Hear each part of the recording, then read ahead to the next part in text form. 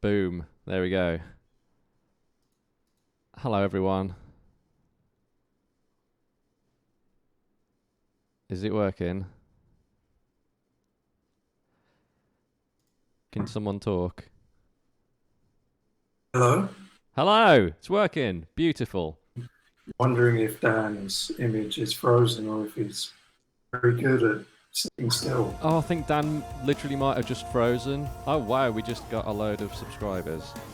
I need to turn that off because I don't want that to appear on the video. All right, guys, just give us 2 seconds to get started. Let's see. Stream elements. I don't want that to show up, and I don't want that to show up. Okay. Thank you for the subs, everyone. Right, Dan seems to have frozen, which is hilarious because you'd think he'd be the most prepared. Oh, no, he's gone. He's gone. He'll be back in a minute. I reckon his north of the wall internet just cut out or something. Let's give him a second to come back. The chat's kicking off. Everyone's here. We've got 41 people watching us so far. Well, this was going to be a charity stream for deep vein thrombosis, which is something that Dan struggles with on a regular basis. But we've knocked that on the head, and it's now just going to be a chat with the four of us. But at the moment, it's the three of us because Dan's lost in the ether. How are you, boys? Why are you just a black square, Jay? I can't see you. Because you can't see me because I'm using my camera for the stream, if that makes sense. So I can't use it for two things. I've got to choose which thing I can actually use it for. But sorry that I'm a black square. I saw a video of you jumping headfirst into a 2-foot deep pool this morning, and I thought of all the people in Tesseract that it's probably not wise to be doing that. You might have been the one. Yeah, I basically landed on my back. It really, really hurt.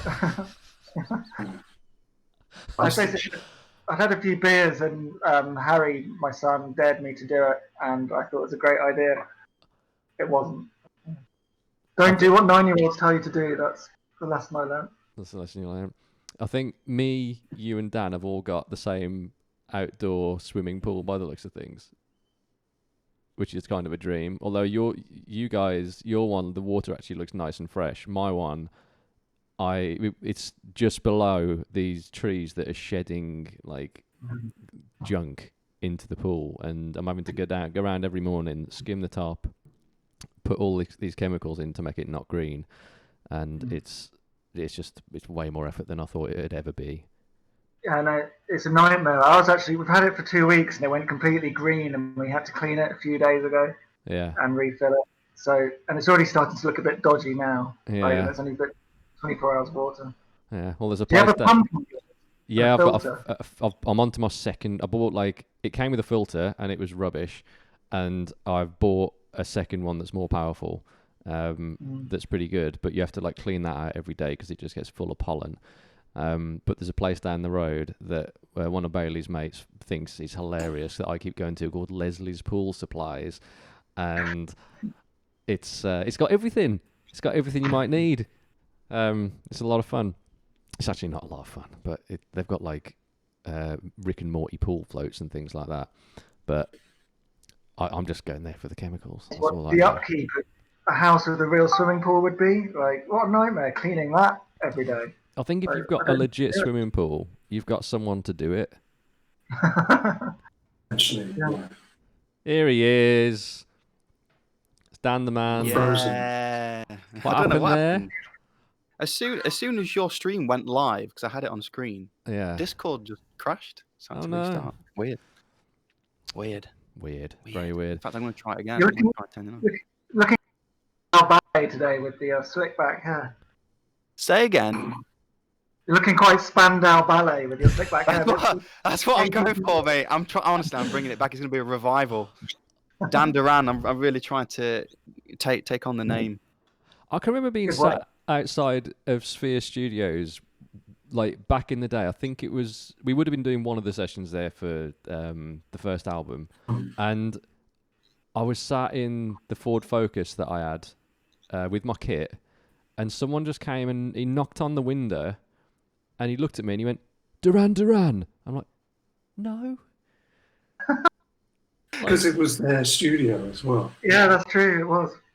They owned half of it. You should have turned around and went, Spandau Ballet?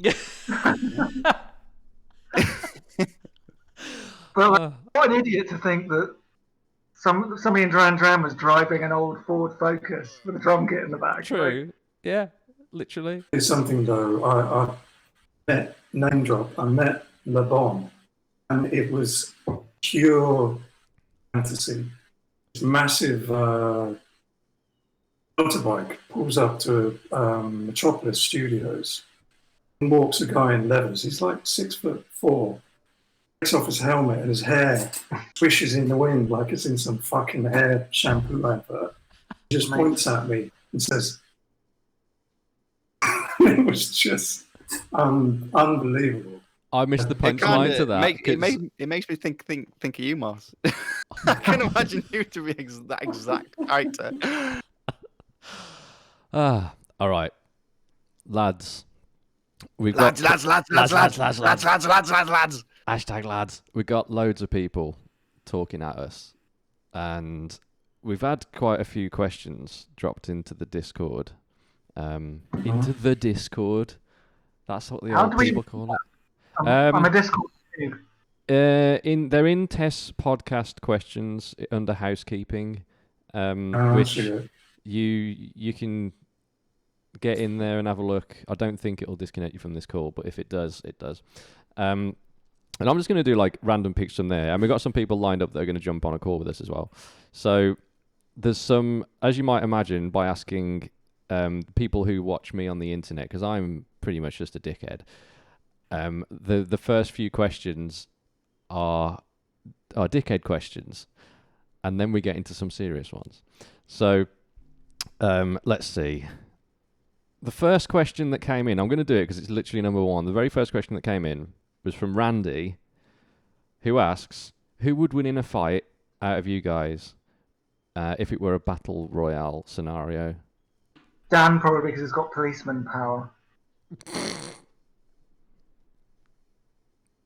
Dan, I think we lost you. I haven't got your voice, mate. Not talking.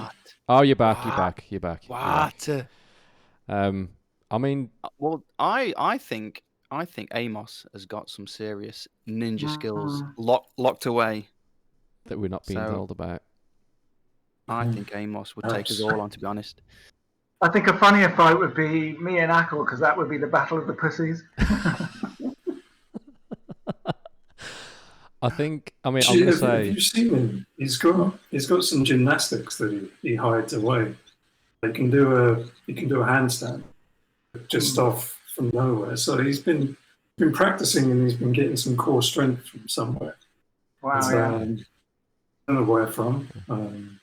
In that case, he would definitely win. He's the only one of us that I've seen curl up in the fetal position in an airplane seat. So I reckon he probably has got some like secret moves that he's not telling us about. He's the only small enough to fit, I suppose. Well, yeah, that's true as well. I remember if we're going back far enough, if we're thinking about the entire Tesseract history, the first time we went to Russia, there was some moves thrown around by you, Dan, that I can remember. It was I wouldn't fun. want to have to scrap you. I'm just going to say that. Fun times, mate. Very fun times. We'd all had a bit of vodka. More than a bit. And Vodka. you decked everyone with your arm some wrestle. video of that. There is a video somewhere. Footage. Has it been taken off the internet though? Because I think there was some, or the stuff from the Altered State era and some of the earlier videos where it, like us at Hammerfest and all those like super old videos. I think those are gone. I don't think they exist anymore. Are they not in the Tesseract YouTube channel, but unlisted? Unlisted. Yeah, they're private at the moment. I think we should bring it back. It's like some special edition hilarious content. Depends if they're so actually funny. hilarious. So funny. I think they're funny to us. That's my point. I've got here. Okay, I'm going to show you what I've got here because they're just Can't see you. Oh, no, you can't, but the people watching can. This is a massive stack of hard drives that's about as big as my face, literally. I've got 6 hard drives. I've actually got 7 that are just full of footage going back to the very beginning. And it's... Burn it. Burn it.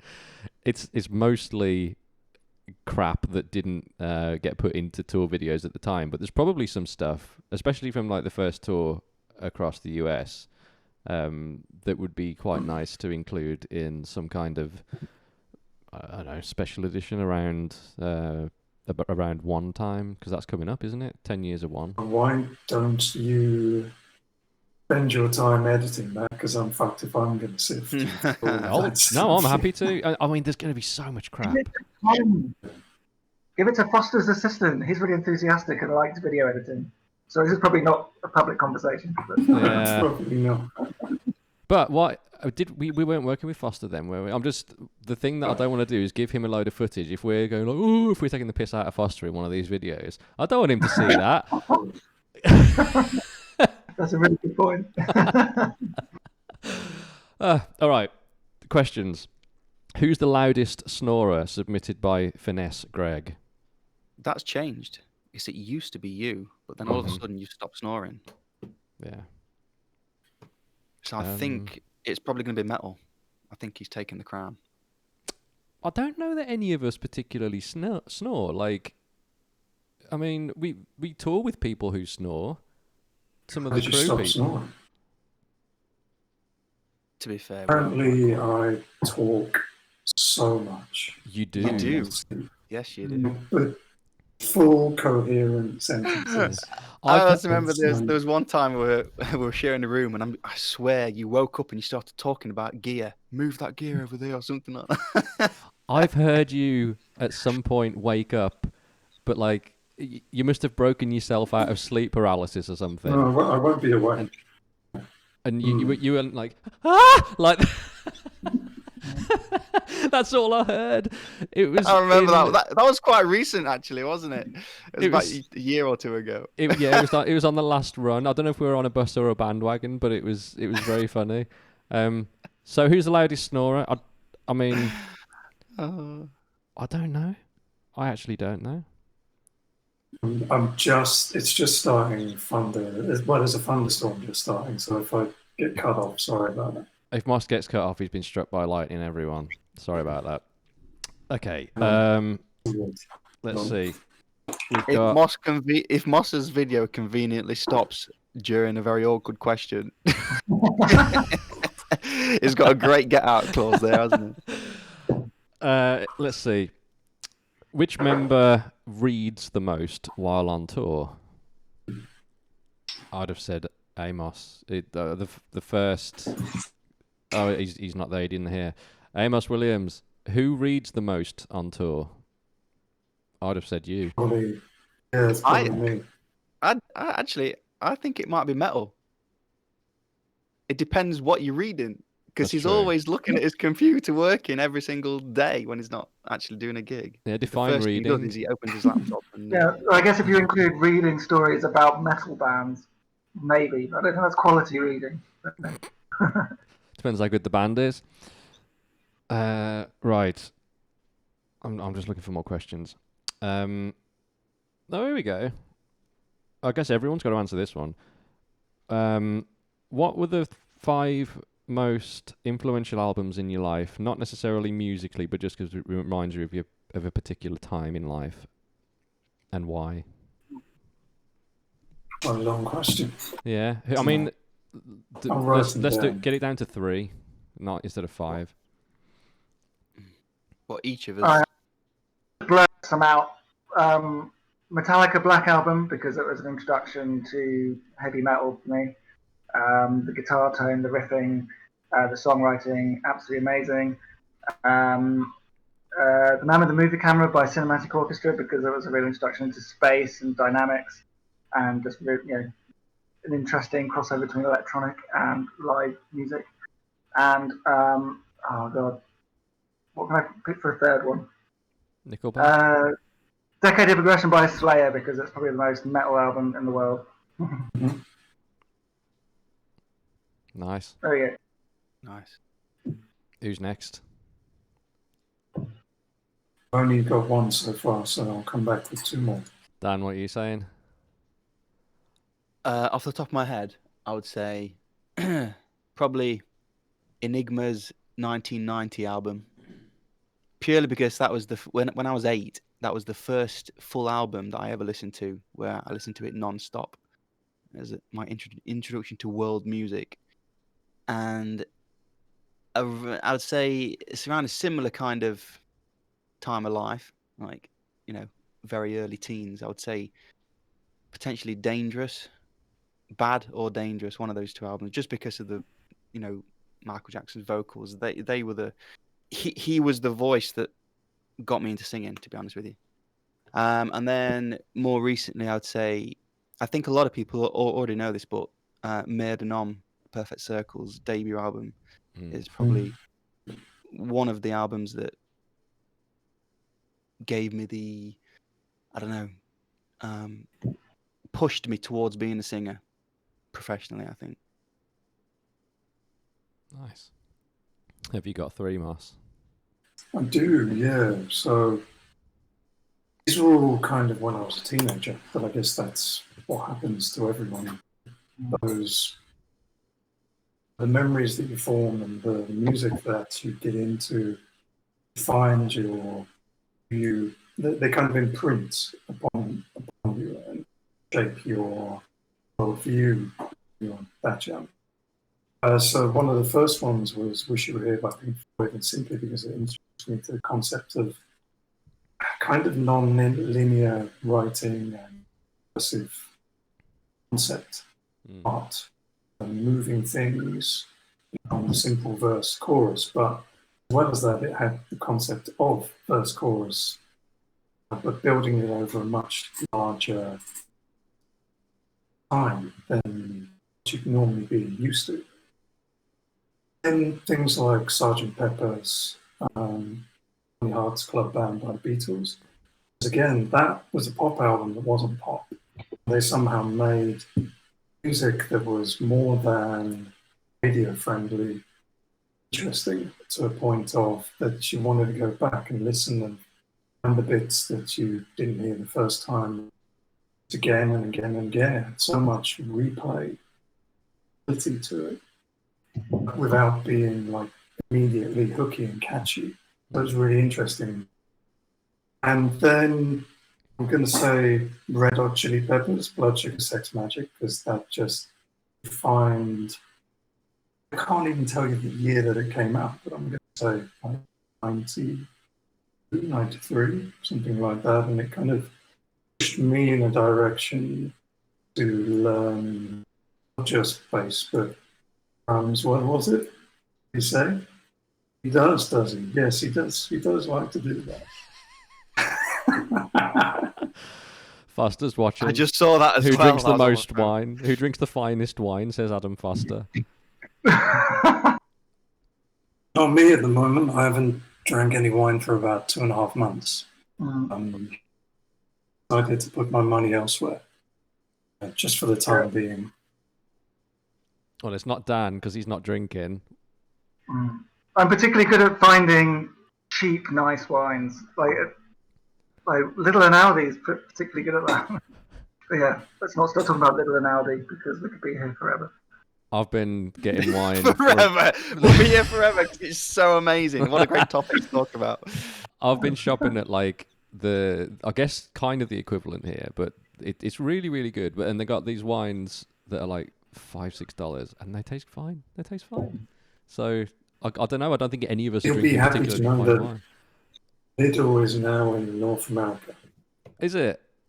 Why would I be happy to know that? Would you like to? I'm not the guy that's. He's got Aldi. I'm pointing it down on my screen. Aldi and Lidl, like things that get posted all over the internet. It's become a whole thing. Lidl, Aldi. Please do that. Oh my god, that'd be so good. All right, I'm gonna see if one of our, if we've got a voice caller. Let me just see what the mods are saying. I'd just like to point out that there's a load of Aldi badges being posted in the Twitch chat right now. There is a load of Aldi badges being posted in the Twitch. It's being spammed. Absolute spam. Right, give me 2 seconds, lads. I'm just going over to ask if we've got someone that's going to come in. I was actually shopping in Aldi today. Well, yeah. That's good. I'm pleased for you, man. Okay. What was the random shit aisle? Anything exciting? Did I get anything? Yeah. They actually I did actually get some stuff today. Some what was it? Liquid energy gels for when I do my 10k run tomorrow. So I'm taking some. Yeah, quite cool. Okay. We've got a caller. I'm going to drag him in. It's Infinite Myth, everyone. Myth. Are you there, Myth? Jay, What are you saying? I'm good. How are you? how's everybody doing today? Good. Thank you. Infinite Myth. Yeah. Infinite Mythage. What is your So- question, Myth? So I had a question regarding. Let me go find it. Where'd it go? Of course, the second that I need to find it, it's not there. You just need to pry deeper in your brain. And that's fine. So the question I had was surrounding recording and playing live with everything going on these days. So even before the pandemic hit, as you all know, like Jay, you live in Austin, and everybody kind of lives across the globe now. How has that changed the writing process, if at all? And what processes have you had to come up with to not only record music, but also rehearse and get ready to play them live? Since, of course, you're all over the world. Mm. I don't feel like it's changed what we do. It's done remote writing and rehearsing for forever, really. We've always been a band that lived in separate cities. So it's just got easier and easier as internet connections have got better and cloud storage has got better. And just got easier for us, I think.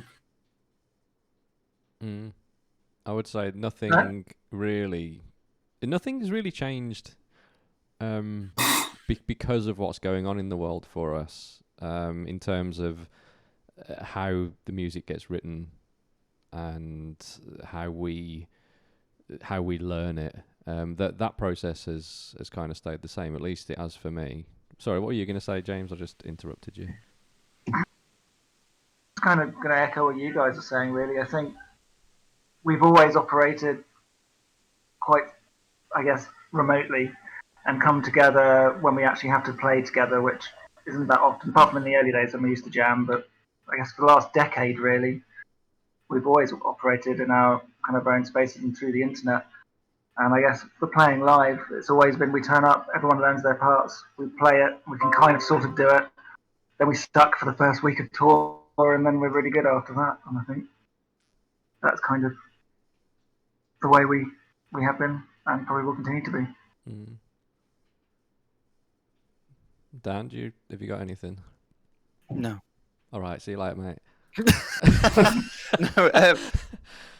No, nothing's really changed, has it? Because we've always been remote.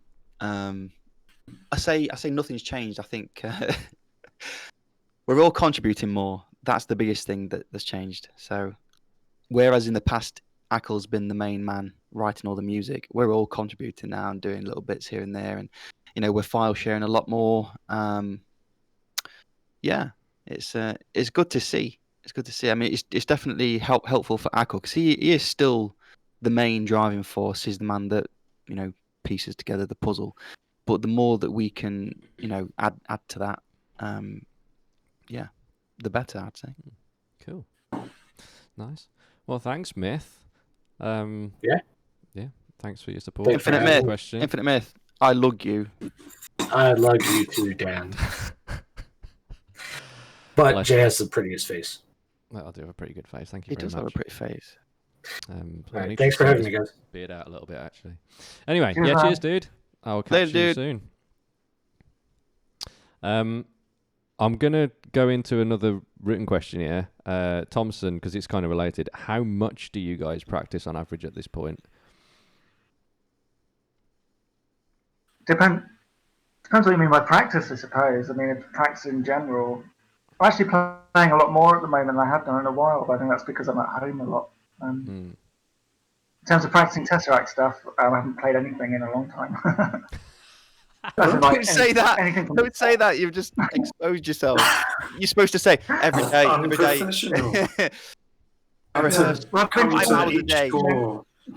like to come to each tour as if the music is brand new. That way I will be excited. That's a fair thing.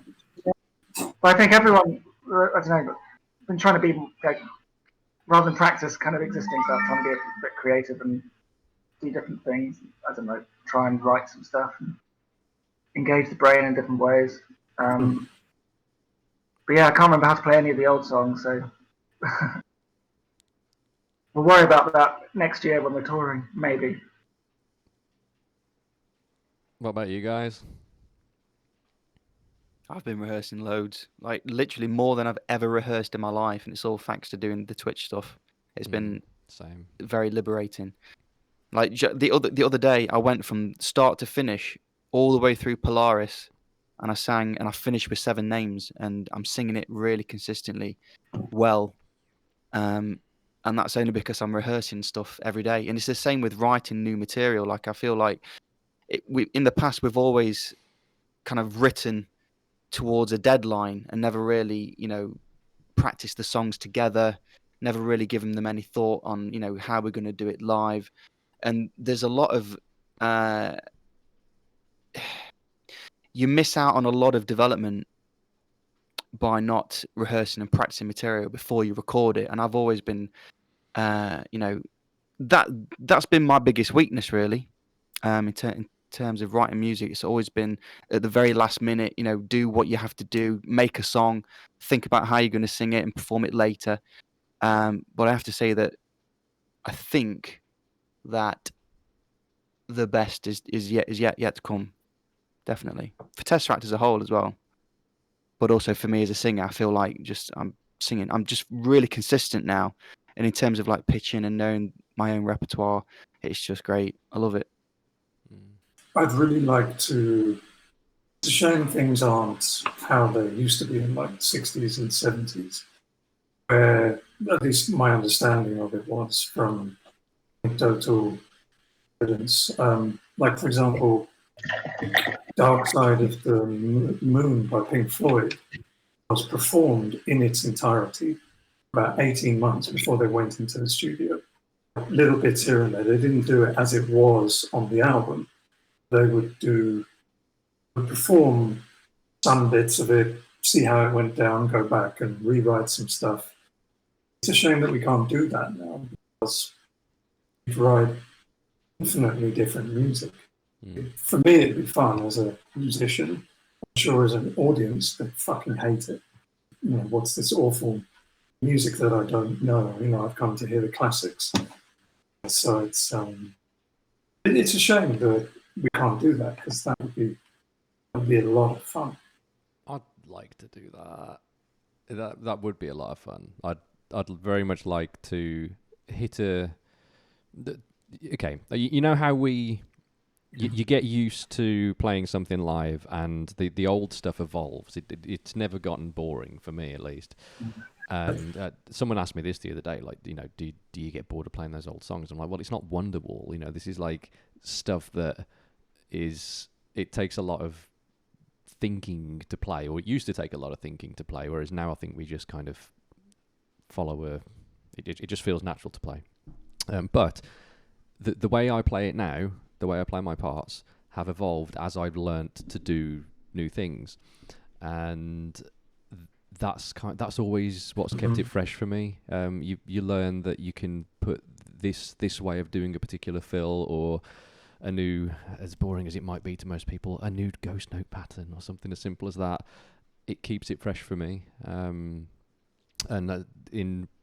going back very briefly to the whole rehearsing thing, I am rehearsing way more than I ever have in my life, literally, because I've got this delicious drum kit and I've got all the time, and I'm playing drums at least 5 days a week, on and off stream, and I don't think I've ever played as well as I have now.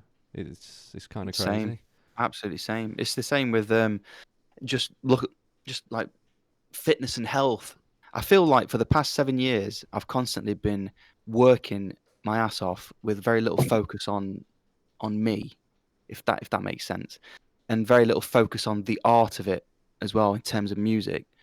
But ever since doing the Twitch thing and actually finding a sustainable way of, being able to rehearse and be supported by the community that we got, it's so liberating. It's absolutely incredible. Like now as well, I'm finding that I've got more time to invest in myself. So like for the past 2 months, I've been really working out very, very hard, and that's only going to benefit the next tour cycle. Like looking well, performing really well, having good levels of fitness, and just feeling great. Learning to have a sustainable lifestyle on and off the road, which is achievable. That's going to be amazing. Excited for that. Nice. Shall see if we got another caller. I think we have.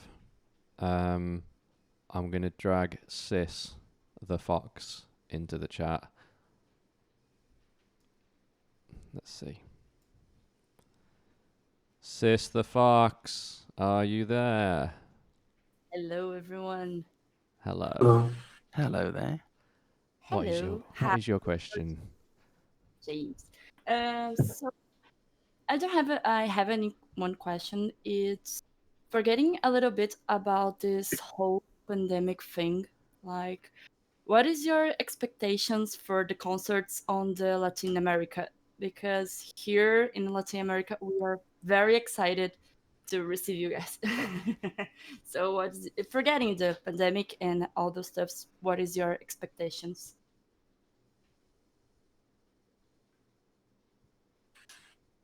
I'm actually slightly worried because I don't want to perform one all the way through. So that's my only hesitation.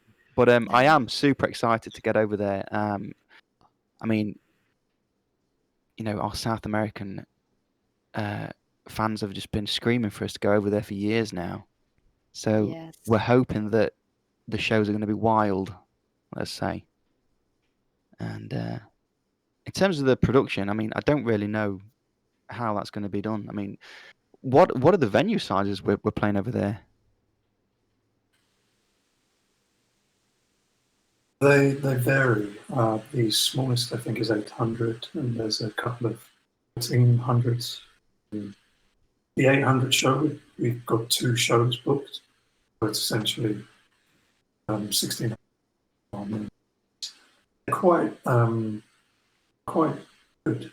The venues are actually quite high quality.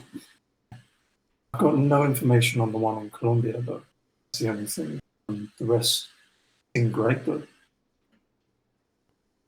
the only thing that I think is that we've only experienced Mexico in terms of Latin America. It's going to be really exciting to get down to Brazil, Argentina, Chile, and as I said, Colombia. And it's going to be fun to see how different everybody is, because I need to tell you, the rest of the world will just lumber Latin America into one thing.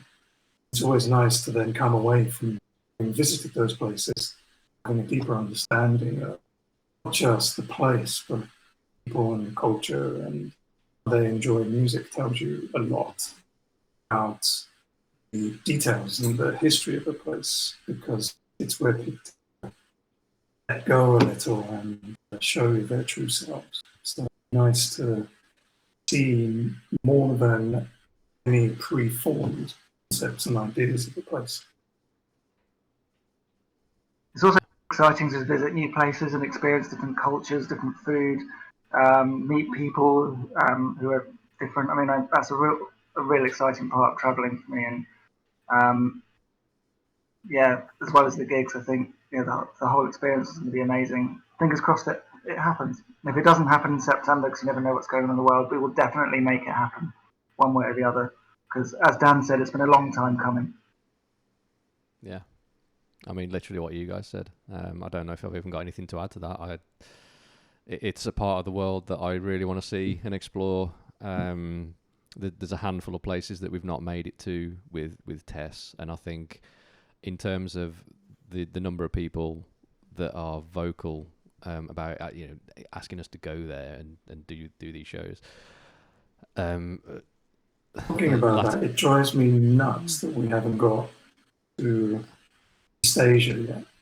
I must have told you guys, I got stopped in the street by fans in Shanghai.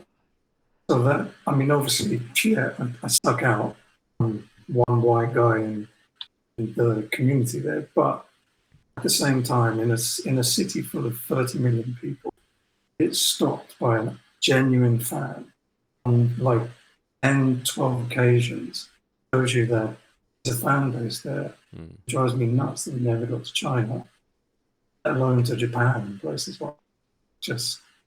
So hopefully we're going to places like Latin America and the other parts of the world, more than just North America and Europe, been our bedrock for the past 10. I'll really want to go. Go on, sorry. Sister Fox, where are you from?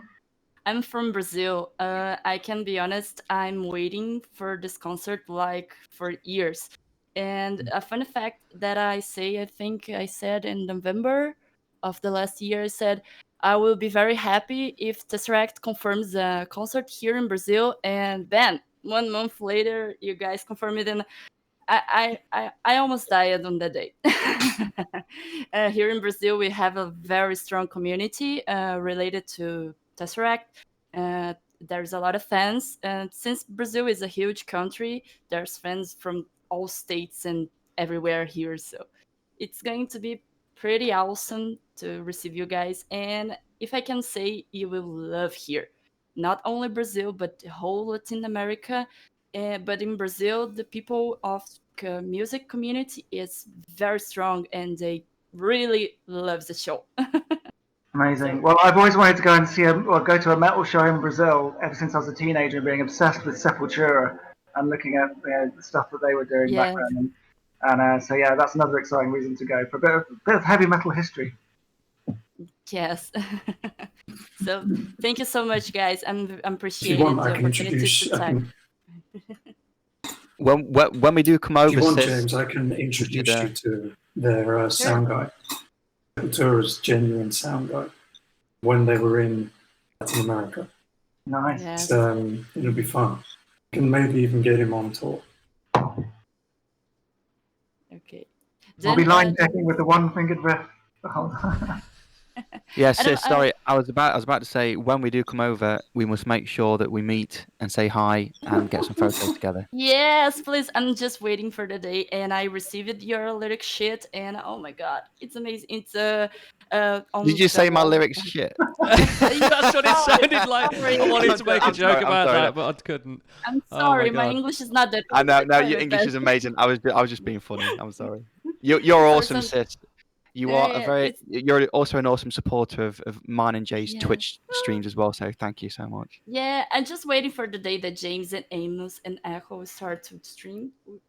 We are waiting for the day. Metal's I can face say there's a then. lot of people. So we are waiting for you guys, and thank you so much. Thank you, sis. Okay, have a nice end of stream. Thank you so much. See you Yeah. soon. Thank you. Oh man, that was great. Metal's face when sis said, "I can't wait for you guys to start streaming." It's like, no,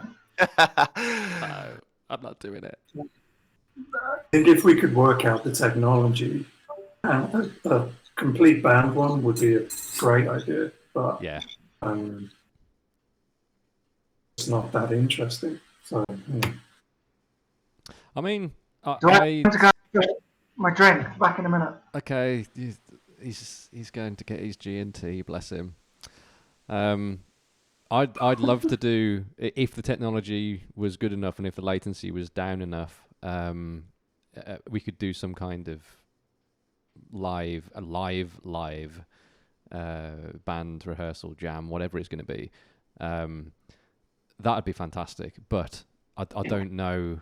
I mean, I don't know how that'd even work, because because we've talked about this, haven't we, before? We're piggybacking off of like one call into another, into the next, into the next, into the next, and you've only got to have one crappy internet connection for that to like not work. But it'd be worth trying. In terms of what I'm doing here, the latency between me hitting pads and triggering realistic drum sounds is down to like about 5 milliseconds, is next to nothing. But getting getting that information to you, it's got to do quite a bit. yeah, I mean, there are better ways of encoding video on the fly. Yeah. So you'd have a hardware unit before you hit your laptop or your computer, for example.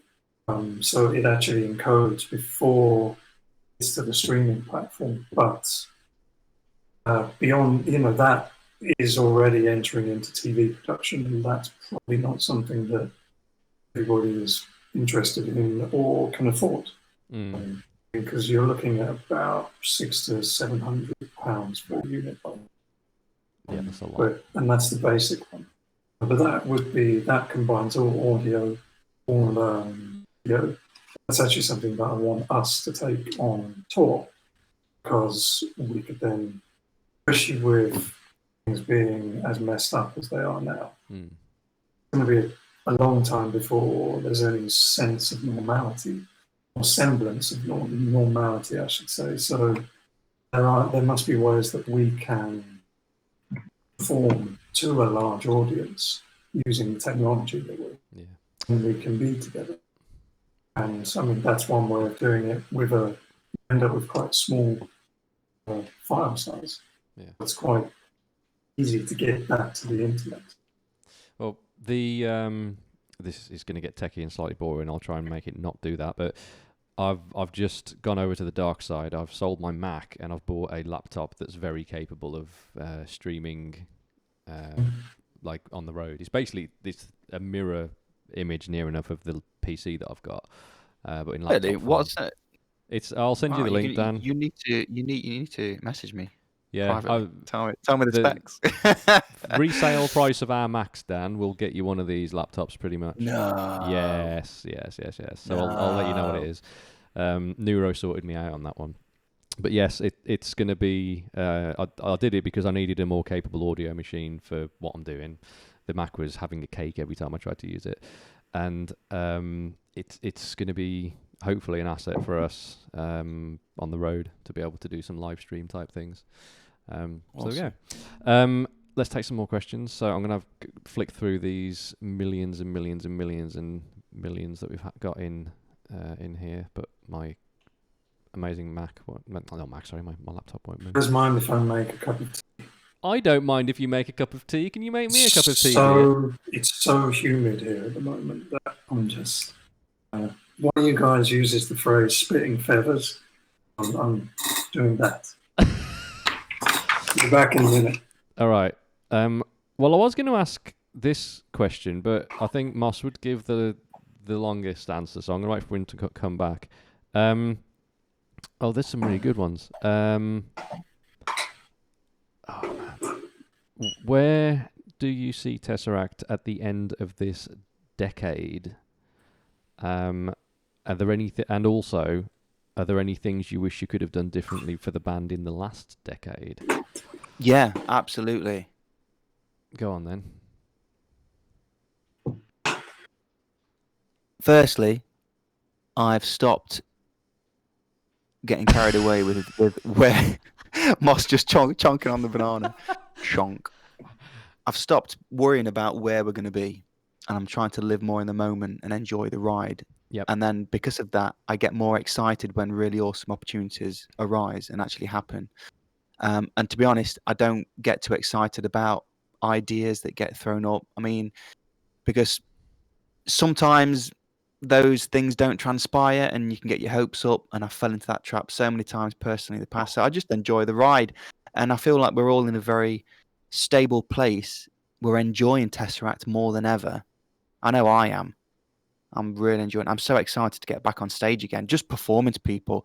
I was actually thinking the other day about that gig we did in Athens last year. Was it last year or the year before? Last year.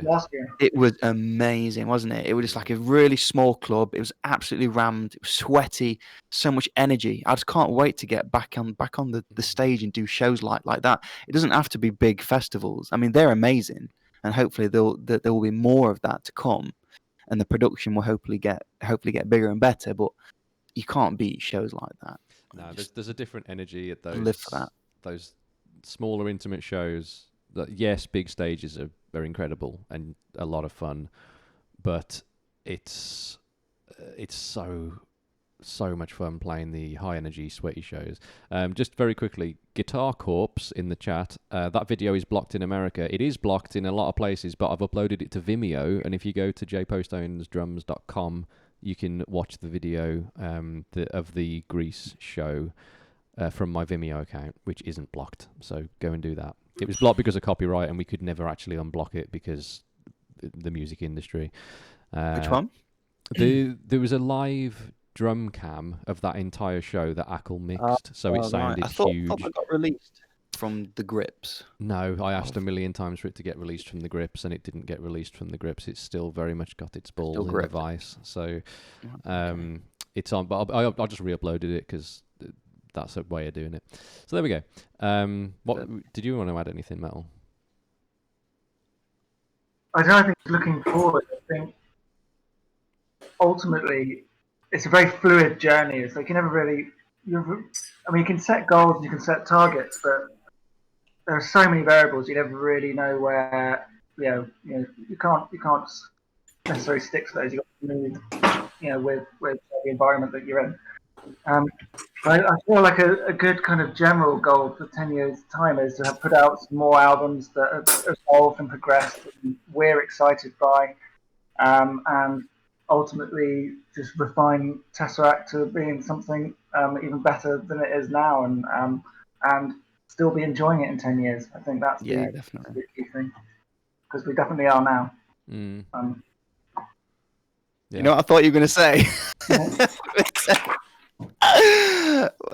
I thought you were going to say, in 10 years' time, I want us to release more music. Just full stop.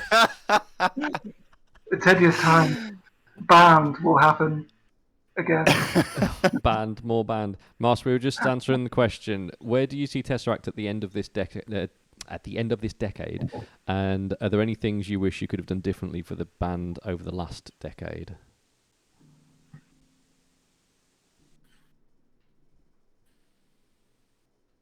Is if we continue doing what we're doing, as long as other people still find us, we think we change. I think every album we change. Other people we don't really change there's no paradigm shift, for example. Whereas to us, at least to myself, each album sounds different. And that's quite intriguing to me, because that means that at least will always be picking up new fans if new people hear what I hear. And because I'm human, I'd imagine there are people out there that think the same as me, unless I'm some strange person, which I don't think I'm that peculiar. I do. So that means that, I walked into it.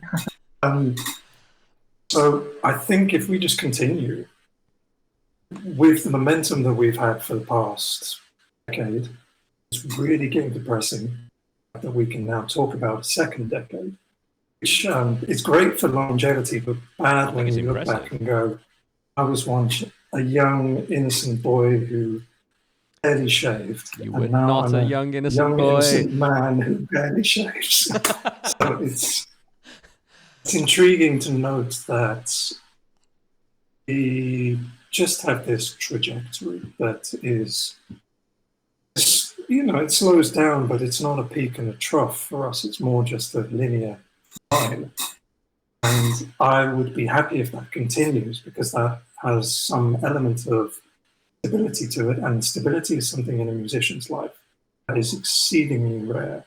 It would be nice, from our point of view, to continue to have growth and stability that helps us feel better about the choices that we made in the past, because we've all set certain things aside and sacrificed certain things that maybe from a normal lifestyle would have been better for us. It's certainly been, in my mind, I could have, looking at my peers at the time when I left studio work, they all now have Grammys. They all now have percentage points on top 10 albums. I think if I was a good engineer and continued in that path, I'd be far more successful in a musician's point of view. So that's something that if, that is an example of one of the things that we've all had to sacrifice to get to this point. So it's nice to see that over 10 years, there's been a strong, solid line. That if we manage to get over this current issue that the whole world is having, if that continues, in 10 years' time, we will be doing very well from a musical point of view. I believe I took 5 minutes to get to the thing I actually wanted to say. I'm sorry. That's good. I believe that musically we're going in a direction that will mean by the time we get to album 7, I will be creating something that I feel is just mind-blowing. Because at least every album we do something that is intriguing, is interesting, and does change. Although, like I say, other people still say it sounds like Tesseract. To us, there's a little bit of a David Bowie thing going on. It's not quite as dramatic a change, but to us, there is a change with every album. There's definitely a change with There's every still time for Dan to get in his Mansfield rap section in a track somewhere. There are times where you need to pull back. I like that answer a lot. That was really dear. good. All right. Let's do one more of these, and then we'll see about getting a caller in. So, bit controversial. What's the biggest disagreement you guys have had as a band?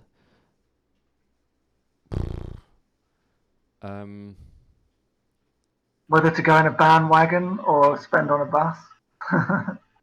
Yeah, I mean, Probably something to comfort levels. that where to eat. It tends to be about money, though, isn't it? Where to eat? Like where to eat? Seriously, it's the number of times we're walking around a random city and we're like, "What do you guys want? Don't know. Like, where do you want to go? What about this place?" And we just walk past everywhere before we decide to go in a place. And at least one of us, is starving by that point. We get along, That's don't what's we? great about when you have a crew with you, because you can just split up. Yeah, of course we do. Mm-hmm. I don't know that there's been any real big disagreements that have been. There's not been any arguments that I can think of. There's disagreements would be about where to spend money. That's about it. But I don't think there's been, and that they're always just conversations rather than disagreements. Yeah, I don't know. Because everybody comes to that conversation with a coherent argument or point of view, sorry. Yeah. And we at least listen. If we disagree, we talk about it, which sadly seems to be in short supply amongst those things these days. People are unwilling to just listen. So I think it's great that as a band we tend to listen now. Maybe Ackle will be sending a text saying, "You remember that time that you fuckers?" But it's yeah, I've never had a major argument. Yeah. I don't think anybody takes anything personally, because even if there's some form of energy in the conversation, it's kind of the heat of the moment and shows everybody's passion. Yeah. All right. Let's have another caller.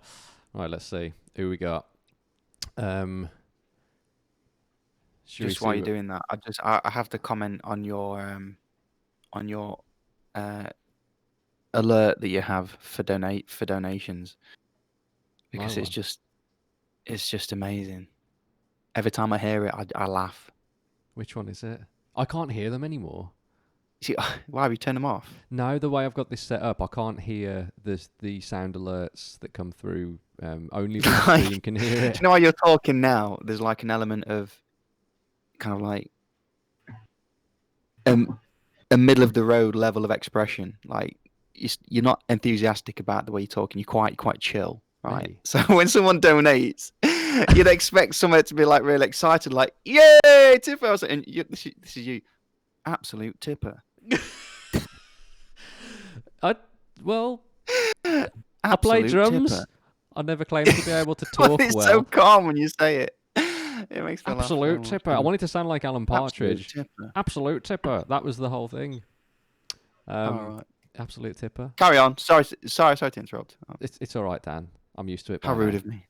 Cam Burns is coming into the chat. You ready?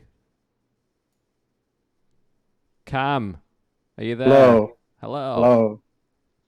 How's everyone doing? Cameron Bernage. Every time Cam drops into a stream, it's like, "Hey," I'm like, "Cam Chief Quimbledon." He gets a new name every second. So many names. How are you, Cam? Yeah, I'm all right. Just chilling before I have to go to work. Nice. We need to hear more stories. In fact, now's the perfect opportunity. Perfect time. Cam, tell us a quick story about what happens at work. Oh, I mean, funnily enough, the other day, some idiot decided to light a piece of paper up and throw it in a bin outside our work, which was interesting. But yeah, What, that for a happened. laugh? Yeah, he just did it for a laugh. He literally just was outside, lit the piece of paper up, threw it in the bin, and then just legged it. Absolute arsonist. Yeah, it was. Cleaning that up wasn't nice because the bin was full of banana peels, just crap. It was not. Where do you work, The Cam? smell of rubbish and burnt banana peels. That must have been Yep. great. Where do you work, Cam? I work at a co-op. Ah. It's not quite Aldi or Lidl. I'm sorry. To be fair, I'm a Upmarket. fan of the co-op. The co-op's Oh great. yeah, that's good. That's very good. What would you like to ask these Grebos? What is the best advice you could give to bands starting up today? I'm gonna let somebody else answer that because I've kind of done this in my streams, so you know what I'm gonna say. Yeah. Don't do it. I think Don't put unique in your bio. I think also you really, really focus on what you want to do and what you want to achieve, and don't jump on a bandwagon or something that's going on at the time. Don't sort of be influenced by what's hot right now. Do what you truly want to do and really focus on that and develop it and hone it and make something very much you. So in my day job, I work in music press as well, as being in Tesseract, and so much music that's out there. It is kind of just there and sitting within kind of like the current scene, and it's all okay. But most of the stuff that's just okay kind of comes and goes. Whereas the stuff that really sticks is stuff that stands out and is interesting and adventurous. And I think, and adventurous doesn't necessarily mean be really crazy or wacky or incredibly technical or anything. Just thinking outside the box a bit and being organic, natural, and yourself. And I think that's the absolute most important starting point. And then, be yourself, be content with it, and don't try to copy anybody else. But you can also take influence because all bands do. James is right there. You can only really chase your goals and be happy.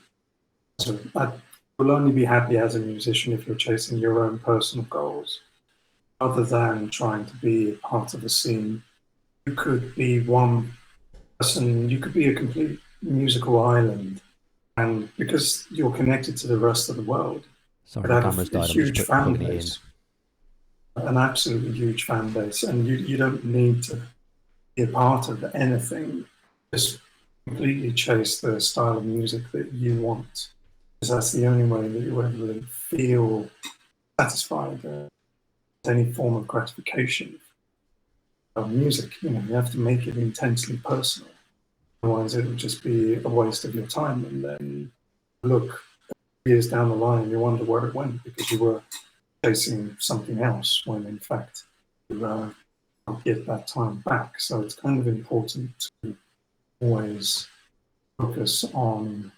It doesn't matter if it doesn't fit in, as James says, because it will appeal to a large amount of people because the audience is no longer your locality of your community that you live in. It is the entire globe. And that's what happened to Tesseract. We kicked off online and our fans were everywhere. That's why we ended up in North America before we'd released our debut album. It was incredible to be out there and touring as an English band in North America. And obviously we were supporting, but even to be considered put on that bill has proved that at that time the internet was a nascent thing. It was a burgeoning, as in the way it was connecting kids. Now it's you're looking at a band sat in their individual rooms, talking directly to people through the best format and medium that there is for a musician. But it will allow you to do anything. There are no limits in the community that you perform to. So just be who you want, regardless of how stupid you may think that is. You know, it's fun. Sorry. Yeah, no, just leading on from that, it reminded me of when we first started trying to get gigs in like 2007, and it was really, really difficult because we didn't fit in any box and nobody knew where to put us and who to put us on with. We ended up playing the Cellar Bar because Al works there, and we ended up playing the Pickled Egg pub in Leeds because it was a tiny pub. And the hustle was actually quite hard at the beginning because nobody really knew where to put us, but eventually, through the perseverance and sticking to our guns, we kind of managed to break through and get opportunities. But it was quite difficult at the beginning. I thought something else to add as well. Once you're ready to actually take a leap and get your music out there and try and get gigs, basically it's really important to just network and get to know people, be friends with people, and be nice and be cool. Like, the music industry is incredibly nepotistic and it's all people helping each other out. And so basically, if you need to make friends to get a leg up, and if you don't get on with people, it's much more difficult.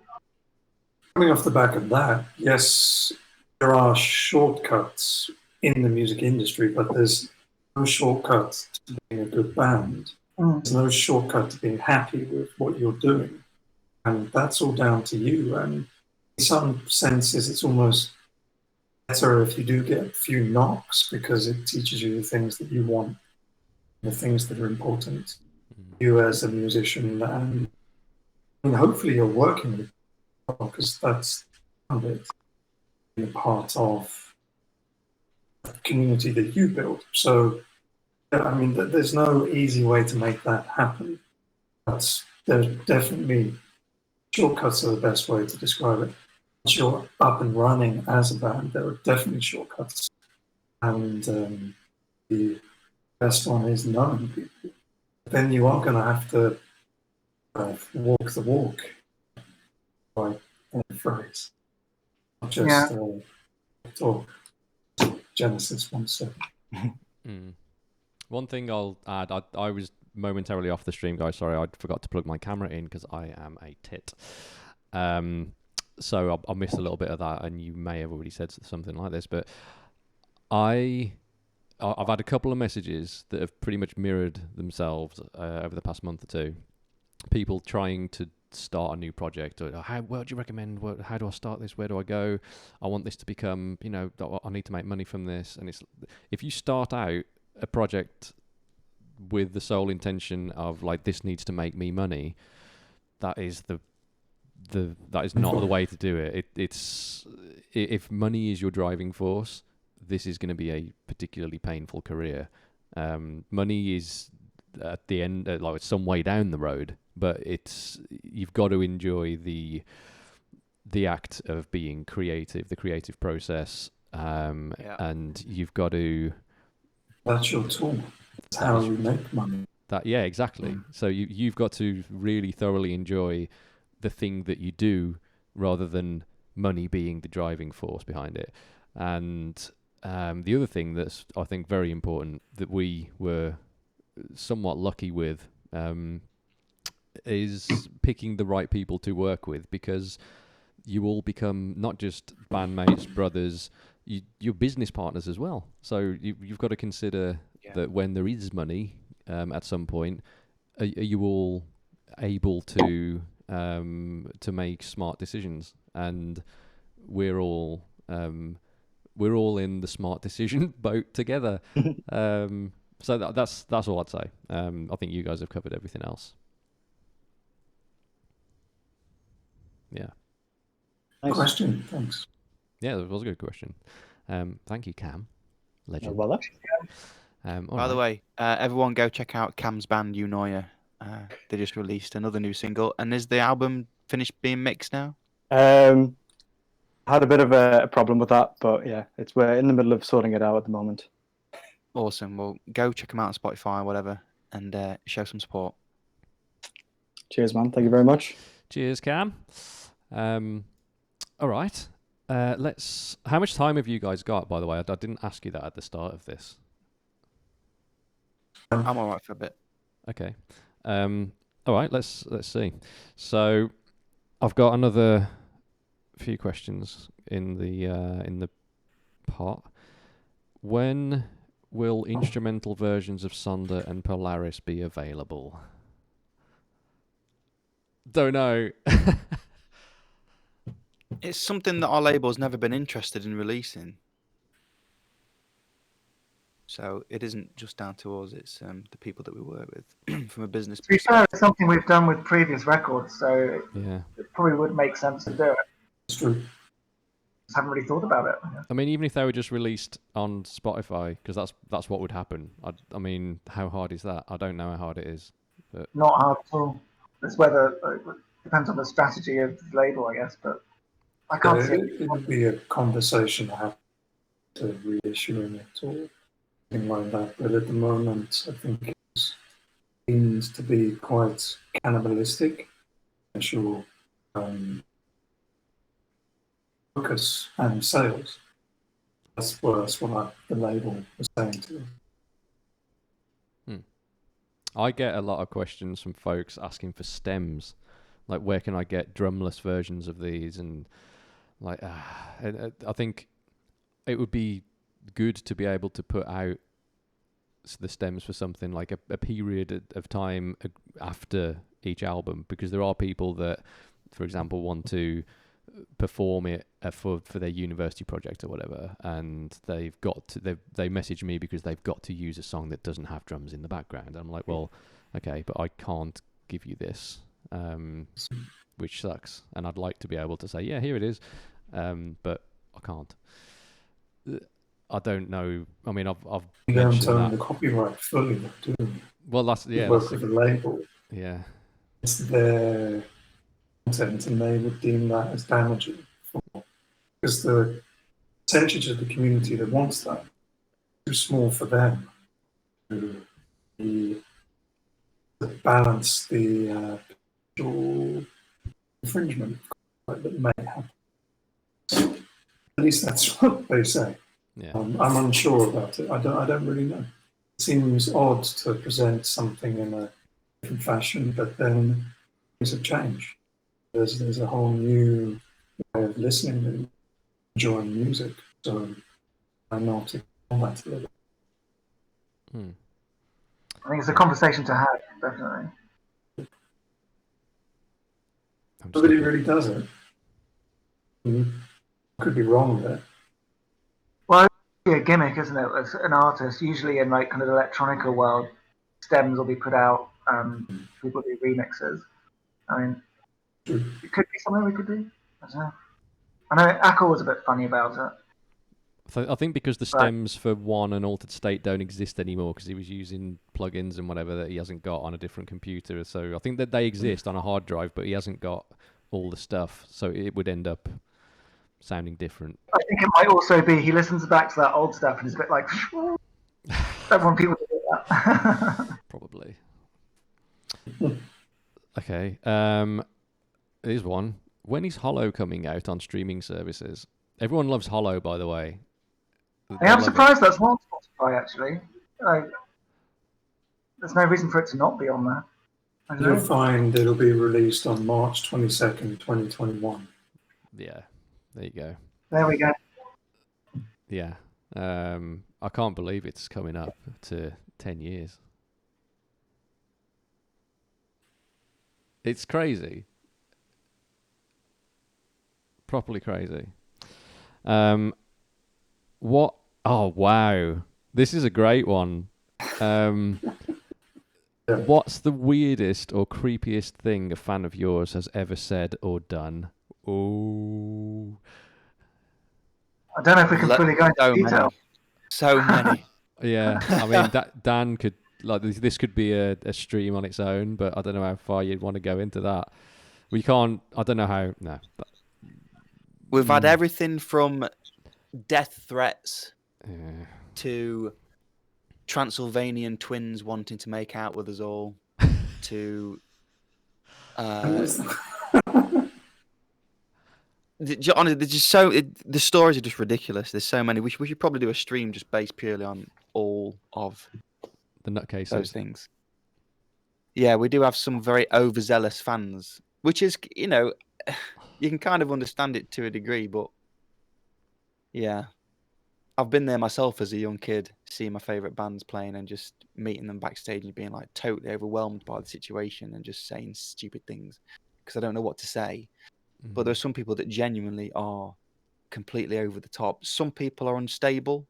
Some people are genuinely in need of help. Some people just want to be stupid and do outrageous things for attention.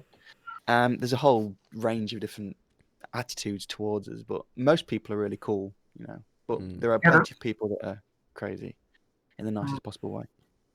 Yeah, the vast majority of Tesseract fans that I've met, though, have always been really lovely, interesting, intelligent people that are just super cool.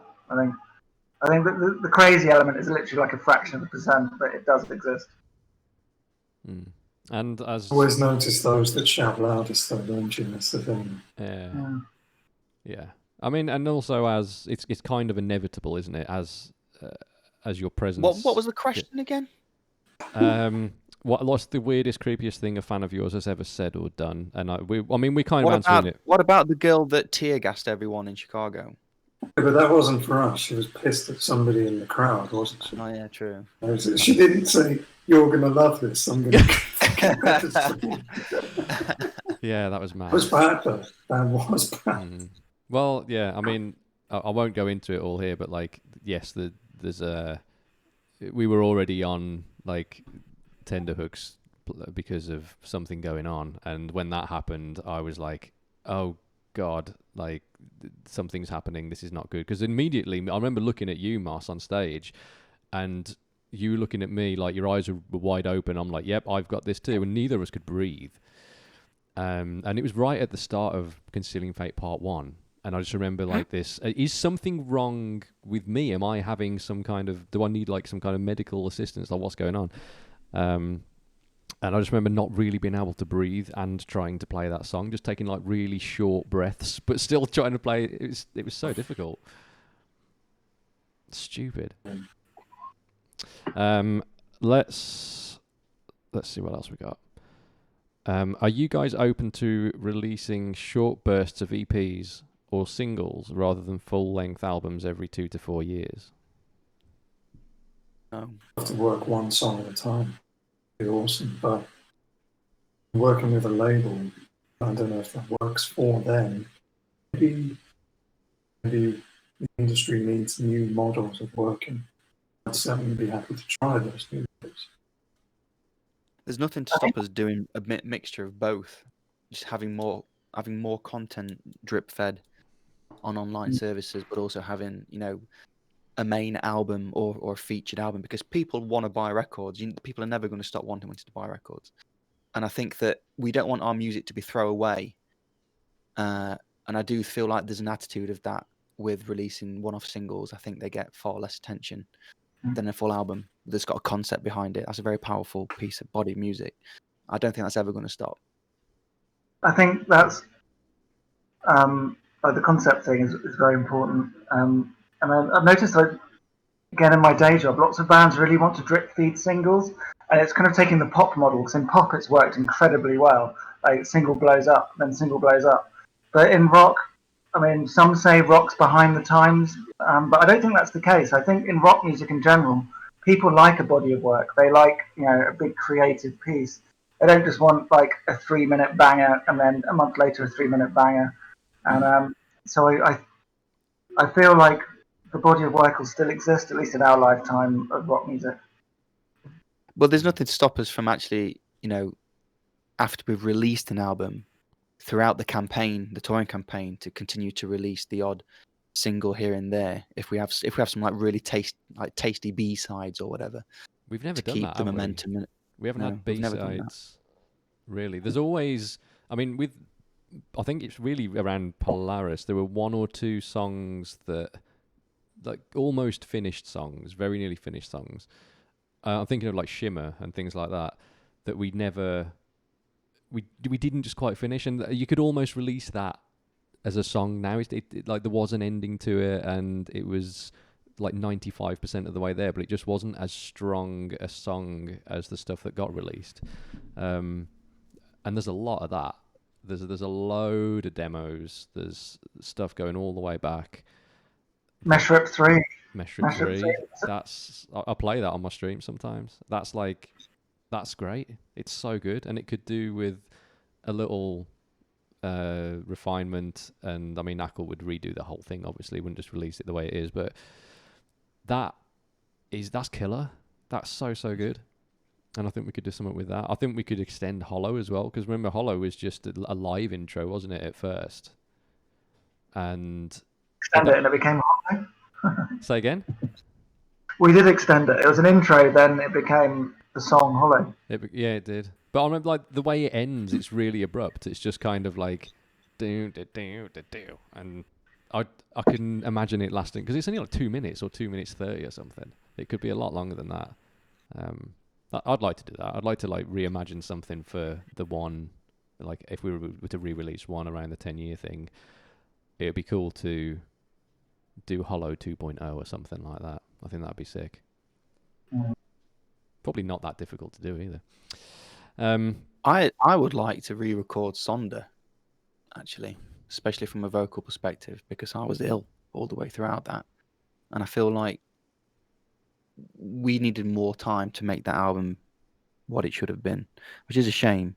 It's a great album, but for me, I would have liked it to have been a couple of tracks longer, different mix. So maybe one day we could do a rework of Sonder, I think. I'm not saying we're going to do that. I'm just saying I'd like to do that. Around the 10-year anniversary, maybe.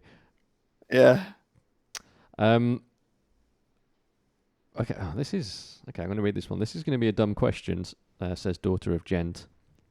But how do you guys feel about the fact that you're actually someone's role model, that there's someone out there and your music literally helped him or her get through some tough time in their lives? Just repeat that again. Daniel Tompkins. Really fast. Repeat it, but really fast. How do you feel about the fact that you're actually someone's role model? Faster. No. And that there's someone out there and your music literally helped him or her get through some tough times in life? It's inspiring, isn't it? It's also it's motivating. It's it makes you realize that you're in a very important place, really, because if people are looking up to you, you know, you are responsible in some way. And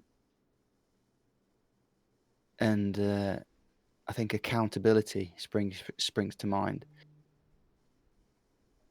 I mean, you got to be careful to not let that kind of thing go to your head. I think people can get carried away, and ego can just be boosted to a point where there's no return.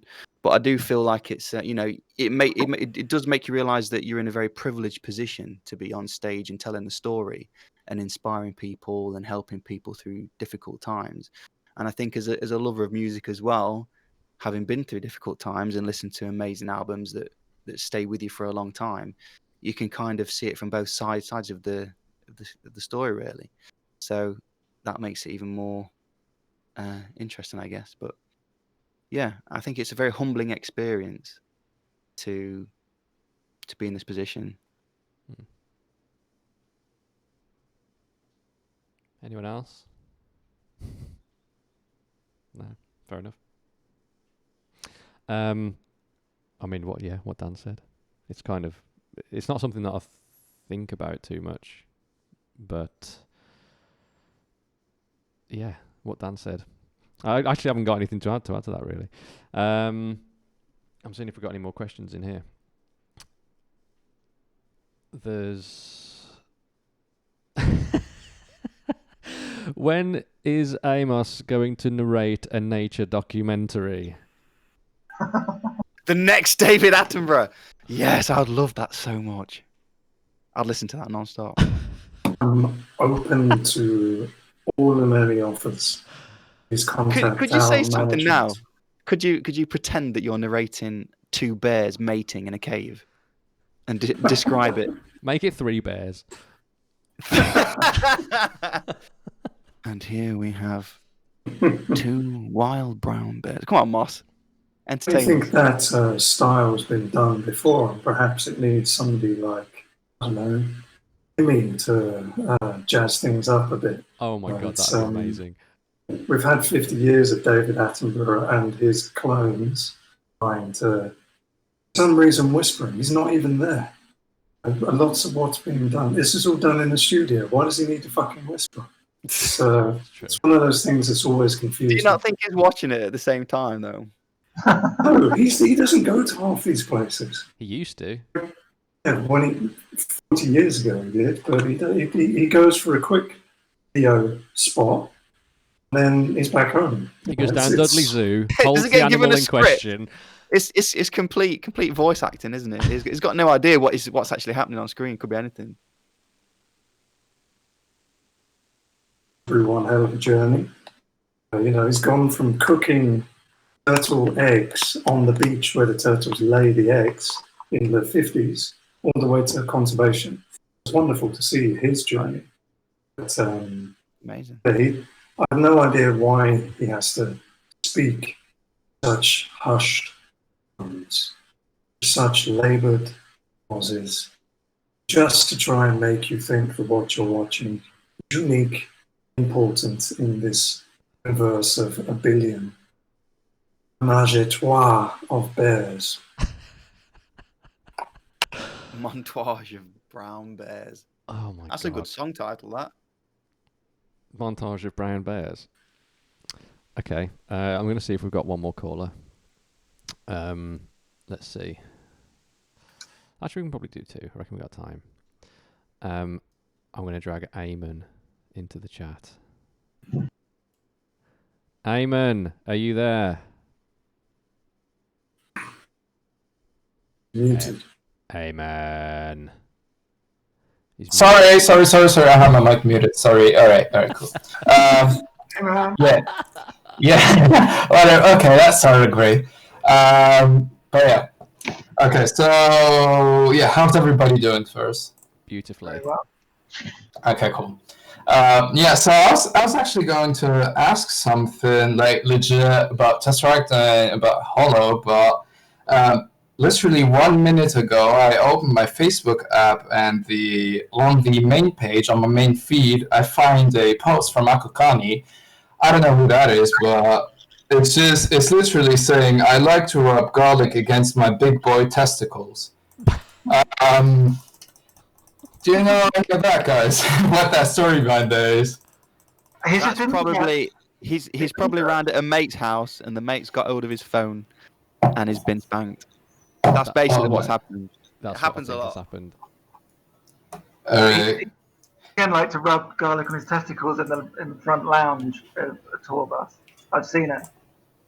Yeah, I don't like to shame any kinks or something, but I mean, it's kind of okay, all right, I guess. I mean, he's into that stuff. It's like it's fine. Yeah.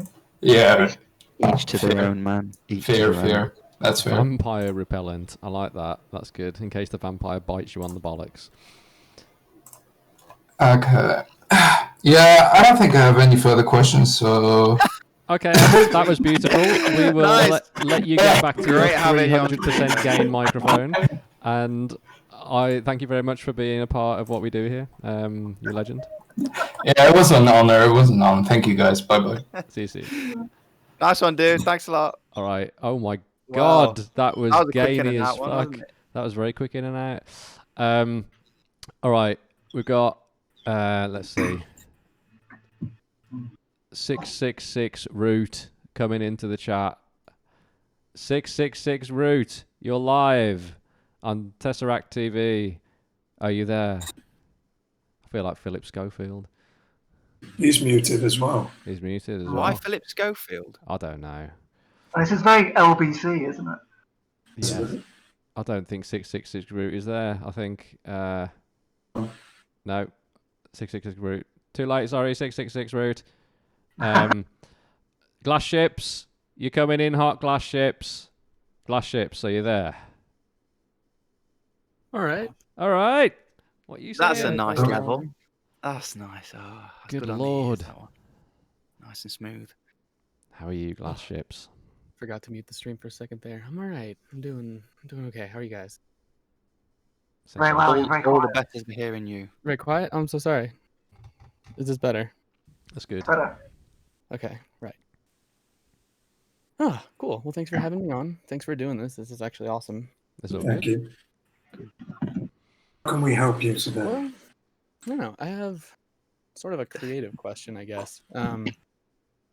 I know Ackle is, the primary creative force for the band, and he does most of the writing, but I feel like you guys probably do some stuff on your own as well, and I'm wondering what sort of processes you guys have for, what's the word?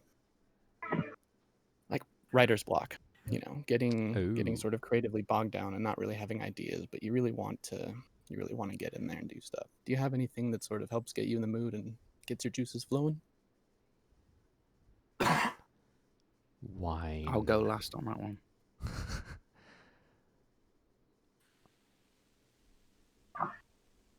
Just keep at it until, quite brutal sense, but just keep going until something gives me that spark that I want to repeat it.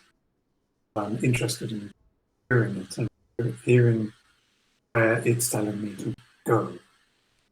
I'll sit down and not have a clue on what I want to write. And then all of a sudden there'll just be a complete spark, and the whole movement of where it begins, the middle and the end is there. And then the problem is trying to keep that all in your head and making sure that you get from the beginning to the end without forgetting the majority of it. So that seems to be the issue that I have. But there's no process for me. It's just a case of sit down. Maybe it's writing a beat. Maybe it's writing some ambience. It's actually very rarely bass, which is odd. So it's quite difficult for me to begin that from bass. I tend to work better working with somebody else's material when it's guitar. Why? But certainly there's no conscious process except sitting down and doing it over and over again. Right. Interesting. I like that. Thank you. I think for me, there's a lot of just trial and bin. Trial and bin, trial and bin, trial and bin, trial and bin. Oh, that's something that kind of works. Work with it for a bit. Maybe bin it. And then after a million tries, you might find one thing that sounds quite good. And just perseverance, really, and just trying to do something that excites you. Yeah. What are you saying, Dan? There's a quote from Mick Gordon that gets used quite a lot, but it's quite useful. Change the process, change the outcome. So if you ever get stuck in a rut, try new things, different. For me, it's a case of different microphones, different way of producing, starting a new session from scratch, different tonal approaches. It could be if I'm having a really bad writer's block day, then I just have to play some computer games and just think about nothing other than playing computer games. Yeah. I mean, for me as well, like inspiration seems to be flowing well at the minute. I'm quite happy. I think it helps when you get good source material, like the demos that we're throwing around at the minute are really good quality. They're quite inspiring, but also working with other people as well. Like I like to work with other lyricists and other vocalists and get their different take on things, which I've been doing actively on other material that I'm working on. Like for the White Moth stuff, I'm bouncing to and from with Jordan, my other vocalist, and we write our own. We write lines for songs and try singing the stuff that we write for each other and swapping and changing. That's quite useful. Another good way of doing it for me, this is a bit cheeky, but if you've ever got a piece of music you're stuck on, try listening to a song or a singer from a completely different genre of music. So for me, I might go completely pop, take the melody of that particular song and try and slot it into the song that you're singing, but change the key for it, and then see what comes out of that. See if it inspires any other new ideas. So there's a little bit of plagiarism with that one to begin with, but when you chop and change it all up, it can completely change the face of it, of what you're working on. And I mean, that's like a last resort for me. I don't really need to do that at all. I've done it once or twice, and it has inspired some nice ideas. But aside from that, I think being tired, having the kids, dealing with the kids all the time, being on lockdown, being dad while my other half goes to work, and then it getting to like 4 o'clock in the afternoon, and I'm absolutely shattered, and I'm like, I need to now do some work. I need to get my mind in vocal mode. That can be quite daunting because I'm so exhausted, I can't think straight, and I've got kids' voices screaming in the back of my head still ringing out from the morning. So I do have to kind of like, just sit in my room in the quiet for a little bit, maybe have some low-level music on in the background. Again, Sure. play a bit of gaming just to kind of like zone out for a little bit, and then slowly I can come around and I start to vibe again, and then get in the booth and start writing ideas. And yeah, there's a million different ways you can approach songwriting. I mean, some people just have to get out of the house, just go for a drive, be visually stimulated, break away from the four walls that you're surrounded by, and just get some different stimulus. Some people really struggle with it. Some people it comes very naturally.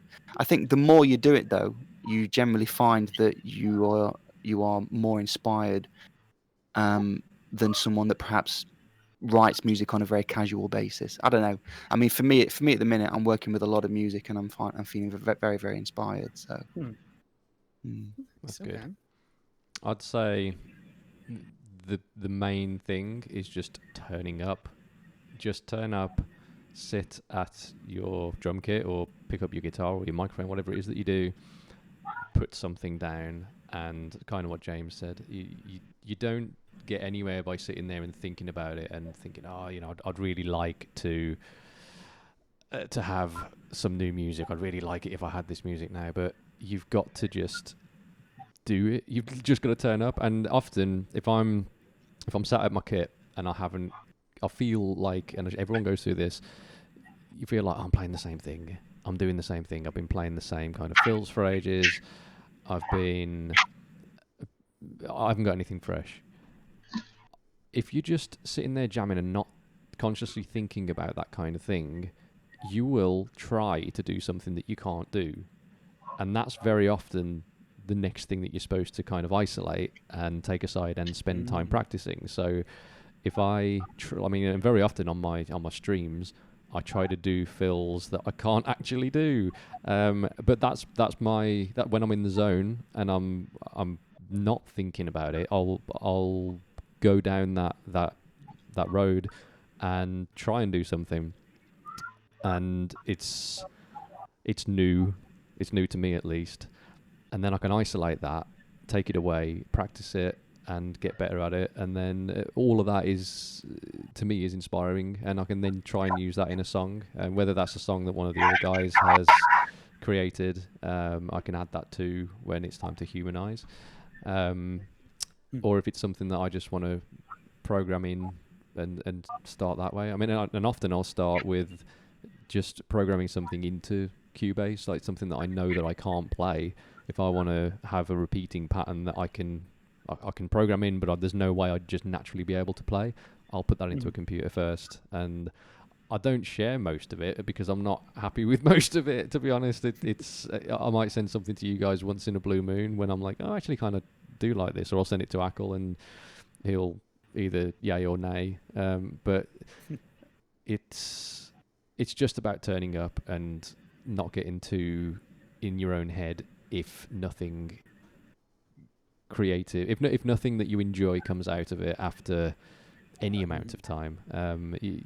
Eventually something will, and eventually you'll be happy. Another thing that I like to do as well, Jay, is if I'm working on a song, and even if I do a sentence, like sing, join together a couple of phrases, and then even if that's all that I manage to get done, then I'll leave it for a couple of days and don't even play the idea again, and I come back to it with fresh ears, and you'd be amazed at what fresh ears can do for your writing ability. Yeah. Just taking a break from it. Yeah. Nice. Yeah.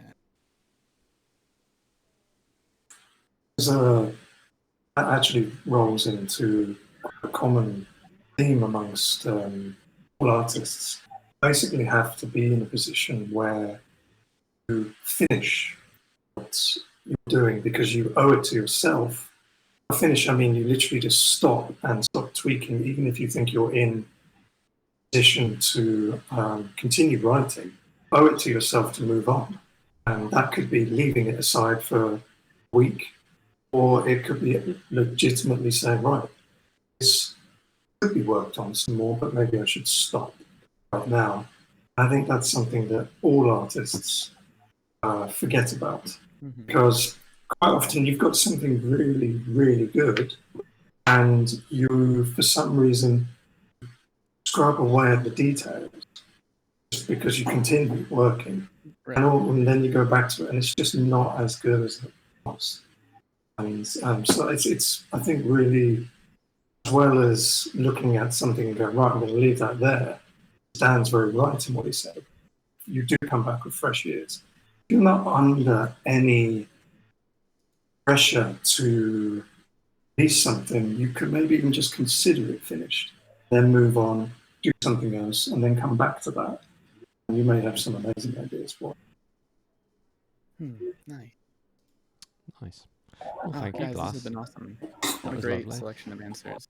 James Monteith so has morphed into a chair. Sure. Just it'll be back momentarily, apparently. Thank you, Glass, you legend.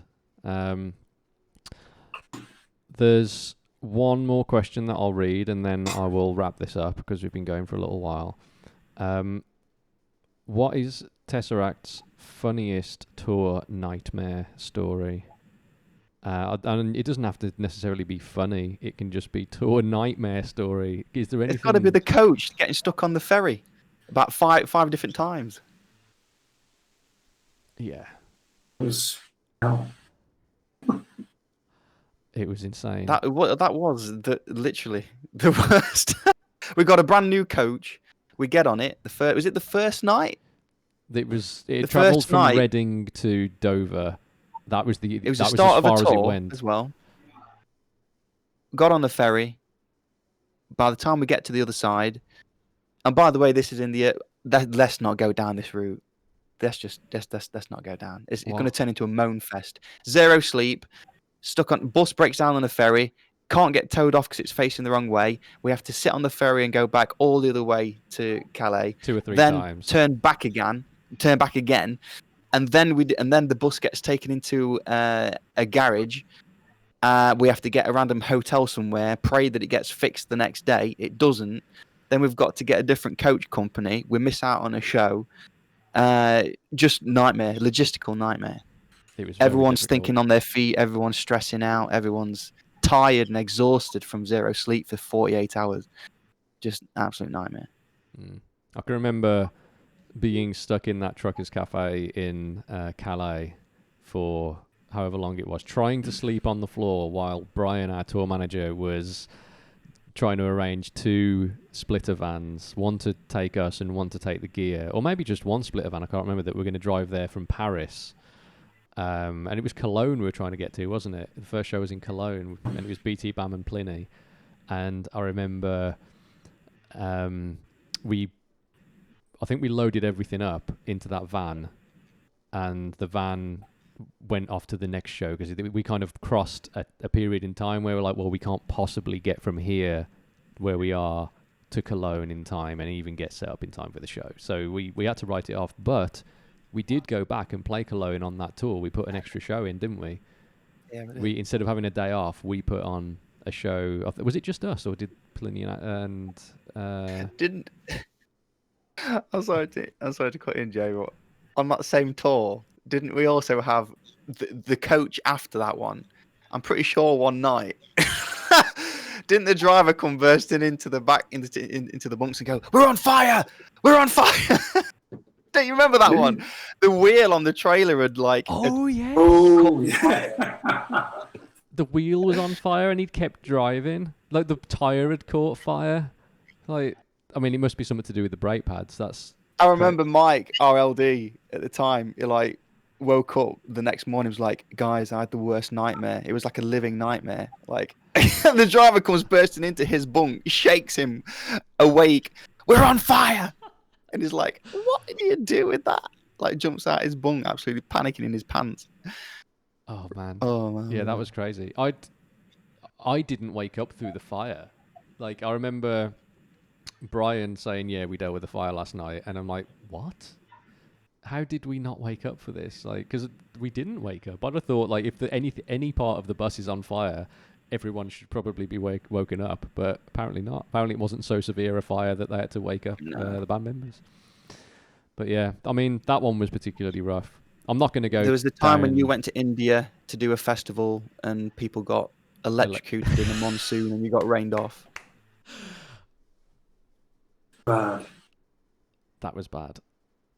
Stage just started sinking to the ground.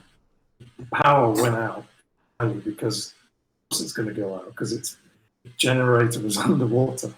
Yeah. Just wondering, how does this happen? Yeah, that was a fun trip. Went to India, and play a gig, fly straight back up. Yeah, that was It's rough. just nice. I mean, I mentioned this on the stream the other day because someone was asking about the last time we played, because it was NH7, wasn't it? And we played that last year, and the time before that we tried to play it was the time that the stage started sinking and everyone got electric shocks. And I remember everyone was somewhat stoked because we all got a free pair of jeans out of it because Levi's was sponsoring the event. That was what we got. We flew all the way from London to India to get a free pair of jeans, and then we flew back home. It was so dumb. But I mean, I can't think of other nightmare situations on tour other than just when you're exhausted. What about the time when you nearly died on the plane? And then, that was a nightmare situation for me personally. And I've told this story a few times. We were flying to Israel, weren't we? And we'd done a show the night before, I think, where it was one of those, which happened many times on the last European tour.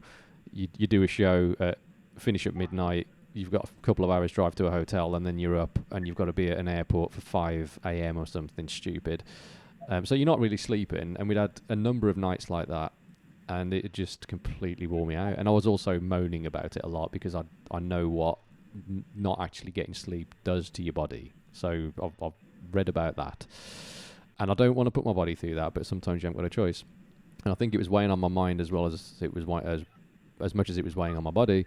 And I sat down on the plane and started to feel very weird. Thought I was just having like a panic attack or something, but it was more than that. And I actually passed out completely and just dropped all my stuff, and it was really weird. But it was just exhaustion.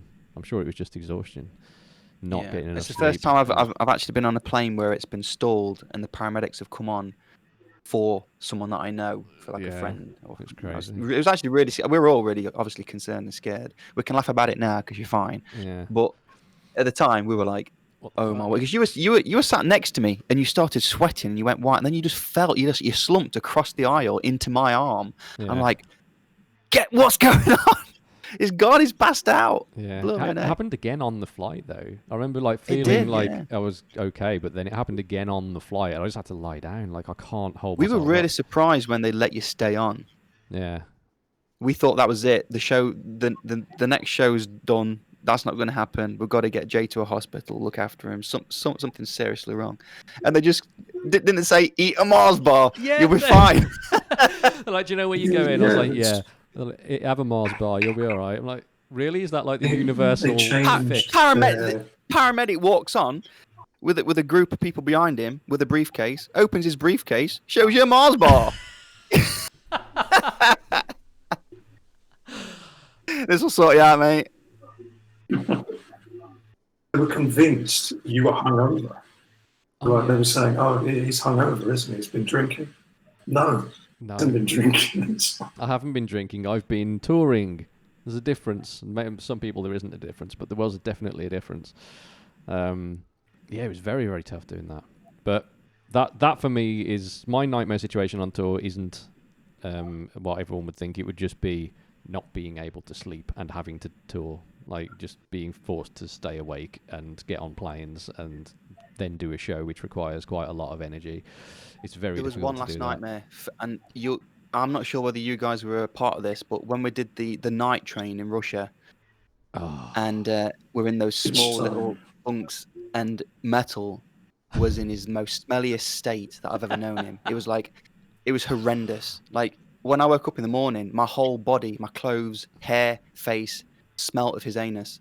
It was unbelievable. Like we couldn't even open the windows enough. Like heads hanging out the window of the train, trying to breathe. It was horrendous. I remember bad times. The first or second time we did the night train, and it was we had no experience. This is the night train between Moscow and St. Pete, and I don't know in what order or what direction we were going, but you couldn't open the windows on that train. It was super hot. There was no food, no drink, no nothing. There was one tap that basically let out brown water, and we just played this show and we needed water, like just needed a drink, and we're stuck on this thing for 9 hours or however long it is. I can remember we had some drinks with us, but like beer and whatever, like vodka or whatever we'd been given. And I remember James waking up quite drunk to go to the loo, and he just walked like in his socks up to the toilet, came back, and there were these pissy footprints all the way down the hall because he'd been standing in like other people's piss in the train toilet. And he's like, "What are you doing?" I remember Maz, our tour manager, threw his socks out the window. She got his socks and chucked him out the window. It was so rough. So that's a funny tour story. That's not a tour High nightmare. times. The high times. High times. Shall we end on that absolute gem so that I don't take up any more of your precious time? All right, guys. Well, that was beautiful. We'll have to do this again sometime because it was fun catching up with you all on the same We'll screen. try and get Ackle on next time and get the man talking. Yeah, Ackle wasn't on this one, guys, because he's not at home at the moment, so he couldn't join us. But we'll do on with him at some point. But yeah, thank you for joining me. That was a lot of fun. And to everyone that submitted questions and jumped on calls, thank you so much as well. I'm going to go because I've got to eat some tuna and I'm streaming at 7:30. Do some more Tesseract stuff tonight. So hopefully I'll see some of your viewers in my stream. Absolutely. And yeah, Amos, I hope you're having a lovely time in the south of France. Mm-hmm. Yeah, it's not bad. There's lots of lightning, but it's okay. Good. All right, I'm going to chuck you all See you later, Amos. to Cameron Spence drums. Thanks, guys. See you all in a bit. And to everyone that is here streaming with me, I'll be back at 5 p.m. today, Central Time, with a drum stream. So see you later. Have a good one. Go raid Cam.